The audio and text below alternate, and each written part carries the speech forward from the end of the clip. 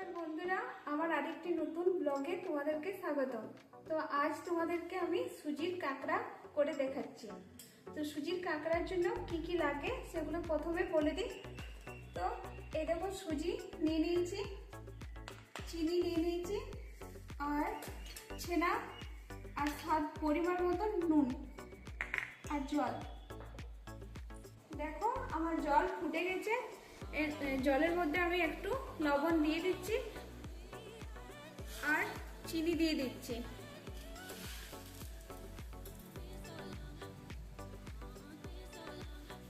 এর মধ্যে একটু সুজি দিয়ে দিচ্ছি।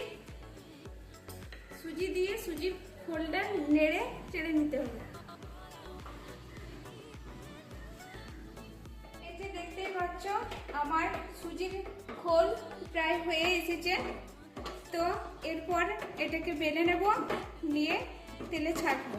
তো তোমাদেরকে সেটাও দেখাচ্ছি। তো দেখতেই পাচ্ছ সুজির খোল প্রায় হয়ে গেছে। দেখতেই পাচ্ছ কড়াই আমার গরম হয়ে গেছে। তো কড়াই গরমের মধ্যে আমি তেল দিয়ে দিচ্ছি।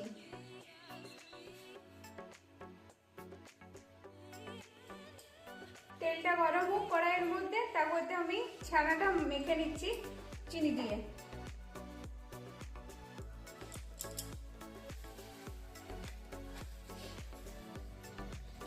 এই যে দেখো সুজির খোল আমার হয়ে গেছে।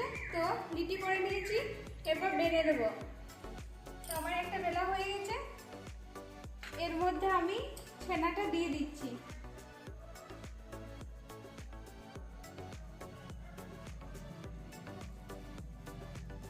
দেখো আমার বেলা হয়ে গেছে। এর মধ্যে আমি ছানা দিয়ে দিয়েছি। এবার আরেকটা ঢাকা দিয়ে সাইডগুলো সব মুড়ে নিচ্ছি। ভালো করে মুড়ে নিতে হবে যাতে ভিতরে ছানা না বেরোয় যায়। মুড়া হয়ে গেলে তেলের মধ্যে দিয়ে দেবো আর একে ছেঁকে নেব। দেখো আমার বেলা হয়ে গেছে, সাইডগুলো ভালো করে মুড়ে নিয়েছি। এর মধ্যে আমি তেলের মধ্যে ছেড়ে দেব। ছাড়া হয়ে গেছে। দেখো তেলের মধ্যে দিয়েছিলাম, তো হয়েই গেছে। এবার আমি উল্টিয়ে নিচ্ছি।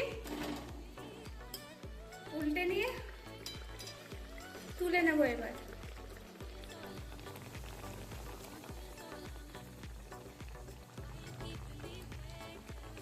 দেখো বন্ধুরা, আমার তো কাঁকড়া পিঠা করা হয়ে গেছে। এবার তুলে নিচ্ছি।